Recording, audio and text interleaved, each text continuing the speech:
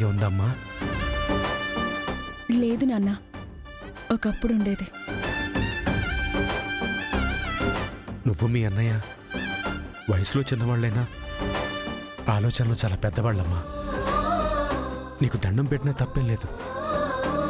మీ అమ్మ మిమ్మల్ని అంత గొప్పగా పెంచింది. మావయ్య, ఇప్పుడు గతం ఎందుకు చెప్పండి, జరగాల్సింది చూడండి. పూరిరా, కూర్చో.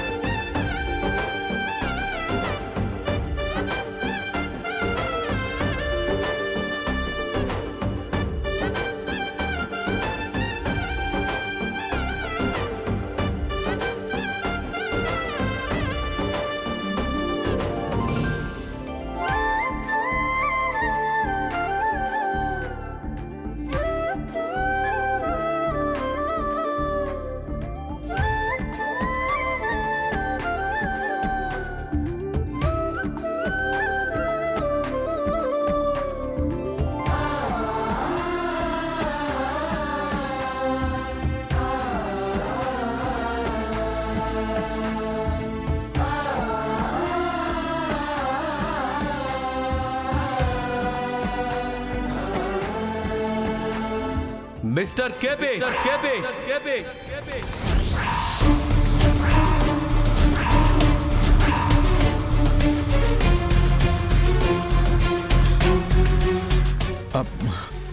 అనే ఇందులో నాన్న తప్పేం లేదన్నయ్య. ఏదో తన తృప్తి కోసం కొన్న విచ్చరమంటే నేనే తీసుకొచ్చాను, అంతేనయ్య, అంతే. బావా, ఒక్క నిమిషం బావా, కొంచెం శాంతంగా ఆలోచించు. మావయ్య పూరి పెళ్లిలో ఉంటేనే మన ఇంటికి గౌరవం అని చెప్పాను కదా, మర్చిపోయావా? ఈ పెద్ద మనిషి ద్వారా వచ్చే గౌరవం నాకు అవసరం లేదు. నాన్న గగన్, కాస్త శాంతించు. మీ నాన్న పెళ్లిలో నిలబడతారని నేను చెప్పాను కదా. నువ్వు చెప్పావు, నేను అవునని గాని కాదని గాని అనలేదు కదా. ఇదిగో ఇప్పుడు ఇన్నిలా చూస్తుంటే నాకు కాదనే అనాలనిపిస్తుంది. ఇన్నాళ్ళు లేని బంధాలు చుట్టరికాలు ఈరోజెందుకు? మమ్మల్ని కష్టాల్లో కన్నీళ్లలో వదిలేసిన రోజులు నువ్వు మర్చిపోయావేమో, కానీ మేం మర్చిపోలేదు, మర్చిపోం కూడా. నడు బయటికి, నడు బయటికి రా. చెప్పేది విననే. చెప్పేది వినరా. గగన్, గగన్, గగన్, గగన్.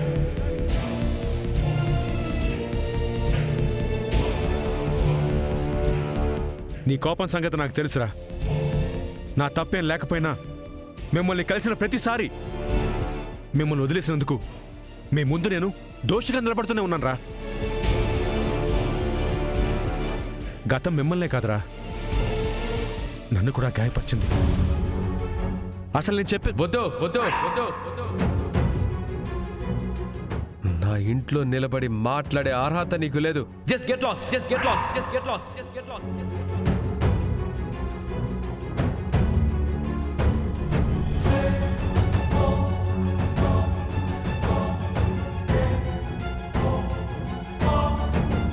ఏమన్నావురా? గెట్ లాస్టా? ఇప్పుడు వెళ్ళిపోతాను, కానీ కళ్యాణ మండపానికి వస్తాను. నా కూతురు పెళ్ళిరా. నేను దాని తండ్రిని. నన్ను ఆపే హక్కు ఎవ్వడికీ లేదు. నువ్వెలా ఆపుతావో అది కూడా చూస్తాను. పదరా చెర్రీ.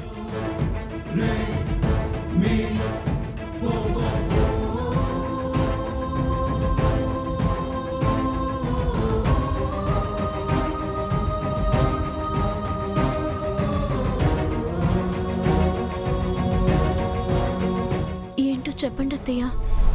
ఫోన్లో గానీ టెర్రస్ మీద గానీ సీక్రెట్గా నీకు శివ టచ్లోకి రాలేదా?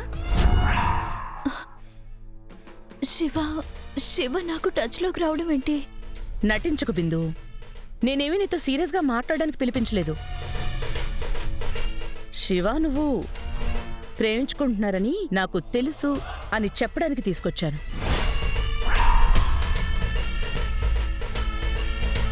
అంటే అత్తయ్య, మేమిద్దరం ఒకరినొకరం ఇష్టపడటం నిజమే, కానీ తర్వాత మీరు నన్ను ఇంట్లో బంధించేశాక శివకి నేను టచ్లోకి వెళ్ళలేదు.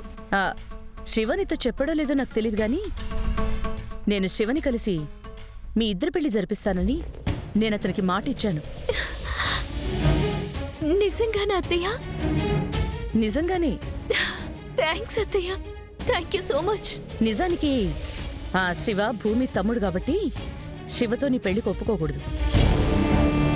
కానీ భూమి కంటే ఆ గగన్ గాడు, వాడి ఫ్యామిలీ శోకసంద్రంలో మునగటం నాకు చాలా ముఖ్యం. పీటల మీదకొచ్చిన పూరి పెళ్లి ఆగిపోవడంతో వాడు అవమానంతో కృంగిపోవాలి. ఆ శారద అయ్యో అని ఏడుస్తుంటే ఆ ఏడుపు మన ఇంటి వరకు వినబడాలి. ఇష్టపడిన వాణ్ణి చేజార్చుకున్నానని ఆ పూరి బాధతో విలవిల్లాడుతుంటే అటు చెల్లిని ఇటు తల్లిని ఎలా ఓదార్చాలో తెలియక ఆ గగన్ గాడు తల కొట్టుకోవాలి. ఇప్పటి వరకు ఆ ఇంటికి దేవతైపోయిన భూమి అవమానంతో తల ఎక్కడ పెట్టుకుంటుందో, ఆ ఇంట్లో వాళ్ళకి ఏం సమాధానం చెప్తుందో నేను ఈ 2 కళ్ళతో చూడాలి. అందుకే నేను శివతో నీ పెళ్లి జరిపిస్తున్నాను. థ్యాంక్స్ అత్తయ్య, మా ప్రేమని మీరైనా అర్థం చేసుకున్నందుకు.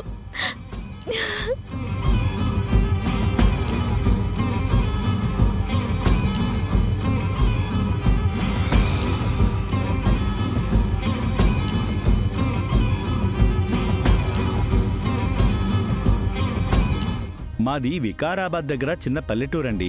మా శివాలయం చాలా ఏళ్ల నుండి మూతబడి ఉండిపోయింది. తిరిగి దాన్ని పునరుద్ధరించాం. ఆ శివయ్యను చూస్తుంటే మీ అమ్మగారే గుర్తొచ్చారు. ప్రతి సంవత్సరం శివరాత్రి రోజున ఆవిడ నాట్యం చేసేవారు.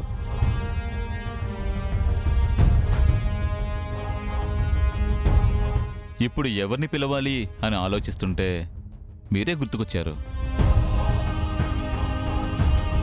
మా ఆహ్వానాన్ని మీరు కాదనకుండా మన్నించి గుడిలో నాట్యం చేస్తారని ఆశిస్తున్నాం. తప్పకుండా. ఇది మీ పిలుపులా లేదు. ఆ శివయ్యే మిమ్మల్ని పంపించి మమ్మల్ని ఆహ్వానిస్తున్నారు అన్నంత ఆనందంగా ఉంది. నువ్వేమంటావు బావా? మా భూమి చెప్పాక ఇంక నేను అనడానికి ఏముంటుంది? తప్పకుండా ఈ శివరాత్రికి మేమందరం శివాలయానికి వస్తున్నాం.